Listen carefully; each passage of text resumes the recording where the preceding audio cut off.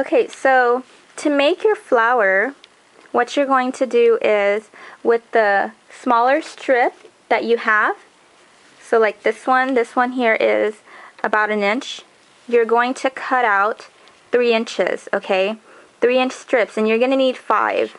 So you're going to need 5 of those, and what you're going to do is you do the run-in stitch like how I showed you how to do the butterfly. Do the run-in stitch for all of these here once you fold it. As you can see, you can't really see the frayed part because you just fold it. And you're going to need your punch-out cardstock and your hot glue gun. So you just arrange it like just slightly overlapping each other, you know, like that when you adhere it. So I'm going to show you guys right now how to do that.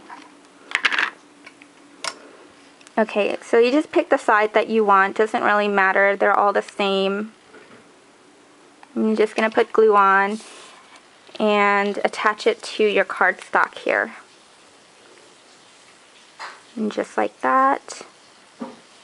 And then you're going to do the same thing for the rest.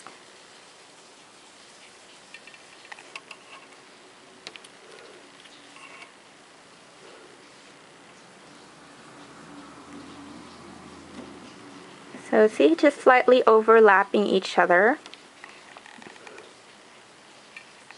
This one was a little bit wide because my gathered stitch wasn't as tight. So I'm just going to do that with my hands here. You know, to push the end here in.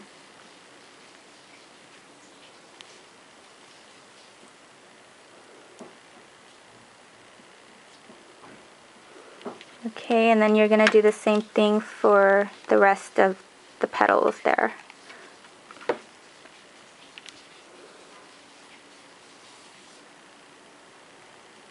As you can see, it's just very simple. It is not hard at all. The only intimidating part is probably the needle and the thread. But once you get that down, you'll be making so many of these in different colors and different fabric. The possibilities are definitely endless. You know, you can definitely lay them on top of another type of flower that you make. If you decide to make them smaller, just layer them on top.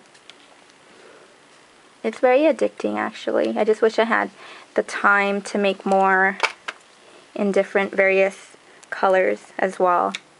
So now you have your flower assembled. Wasn't that easy? And you can definitely push it, you know, to actually, like, you can adjust it, make it more fluffier. So just like that. And then for the center, it's really simple. I know a lot of you guys had questions regarding the centers that I had made for my Prima Heart Desire, the Prima Heart Desire dupe here.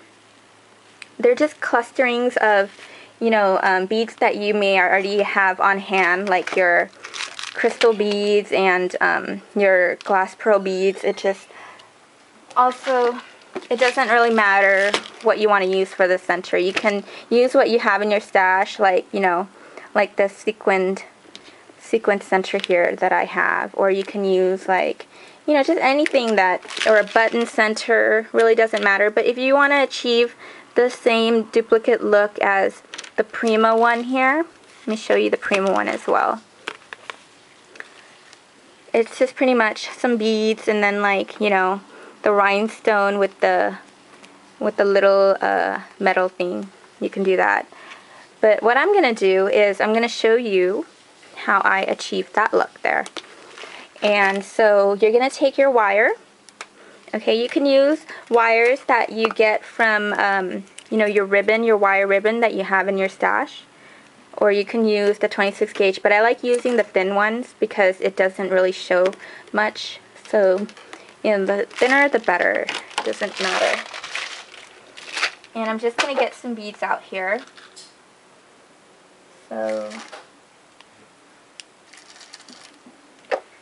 okay, so I chose these beads here, and then I'm also going to coordinate it with some crystal beads. Okay, you can also add some bugle beads as well, but I'm just going to show you real quick how I do this one. you're just going to string it into your wire, and just like that. And then you're going to fold the end here. Okay, so it'll act as a stopper, or you could even use your bugle bead, just how I showed you how to make the butterfly. But there's a little loop there, and it's going to be hidden anyway, so I just want to make sure that it acts as a stopper for my other beads. And then you're just going to string the rest of your, you know, beads, your pearls, and your crystal here. So it's kind of hard to do it over under the camera because I can't really see the hole here. But this is how you do it. Hopefully you guys have an idea. It's just basically stringing your beads in.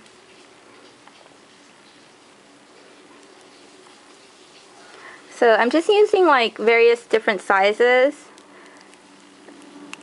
Okay, so what you're going to do is once you have it all strung in, you're just going to twirl it, you know, and even though that one's sticking out, you can definitely just cut it out. Or twirl it around using the wire here. Just pretty much play with it, and once you're satisfied with the way it looks, you just glue it onto your flower as a center.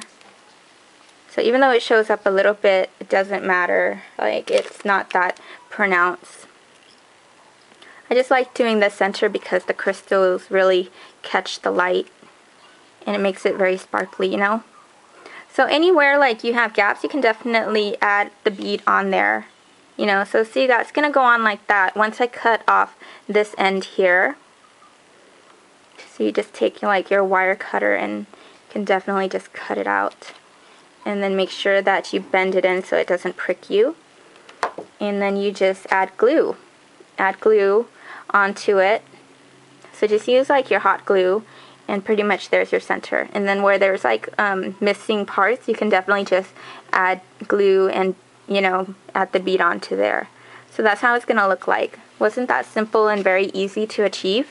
So hopefully you guys, you know, try this out, and I can't wait to see your take on it. And that's about it. So thanks for watching, and have fun making your butterflies and your flowers. Bye.